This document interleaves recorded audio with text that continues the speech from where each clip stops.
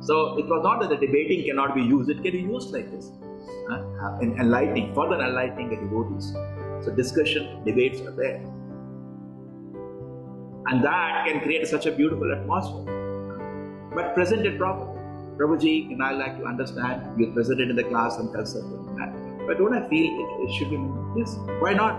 Otherwise it becomes just like a blind philosophy, blind faith.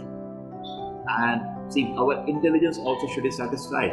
We accept Krishna consciousness from all angles. We enjoy the Sankirtan, yes, that is very nice. But intellect, our mind also is satisfied by nice feelings of Krishna consciousness. But our intelligence wants to understand something. Why it is said like that? Why in this shloka this is quoted? So this kind of discussion which is there is not offensive, but provided it is done in proper way.